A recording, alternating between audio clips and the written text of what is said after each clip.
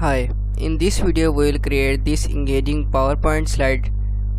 So let's begin.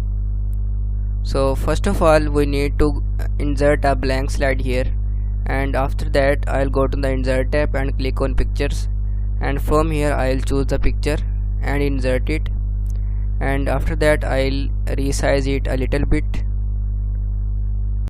After that we have to go to the insert tab and click on shapes, and from here I'll draw a rectangle here like this, and now I'll remove the outline, and from here I'll align it to the middle, and after that I will duplicate it by hitting Ctrl D, and I'll place it here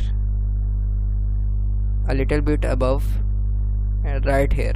After that I will again hit Ctrl D several times like this, and again one more time, and this time I'll rotate it to the 90 degree, and I'll place it above here, and I'll change its length a little bit, and I'll increase, so I'll place it a little below, and now I'll duplicate it and I'll bring it below here, and let me increase its width. So I'll click on it, and so let me place it above, and again I'll delete this, and I'll click here and place it a little above, and Ctrl D to duplicate, and here, and then I'll again press Ctrl D several times to copy it below. From here we can adjust it. After that we have to press Ctrl A to select them all, and I'll unselect this photo by pressing Ctrl and clicking on it. And now we have to go to the format tab, and we have to click on merge shapes and union.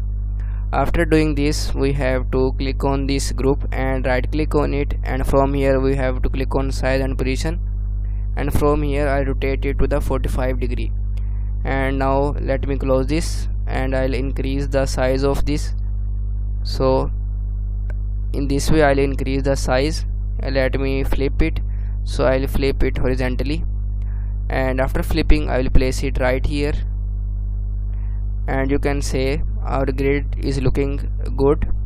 So after that you have to select the photo first and hit the control button. You have to hold it actually, and after that you have to select this group, and then you have to go to the format tab, and from here go to the merge shapes option, and from here choose fragment, click on fragments, and then we have to click anywhere outside, and now click on these lines which are semi-transparent in between the boxes.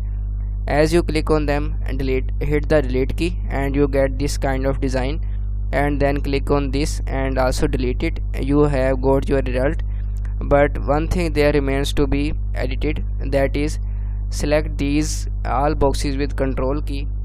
So after selecting them, press Ctrl X to cut them, and now again press Ctrl A to select these ghost elements, and hit the delete button to delete them, and now again press Ctrl V to bring those boxes back, and now I'll press Ctrl A to select all these, and I'll press Ctrl G to group them, and now we have got our desired results.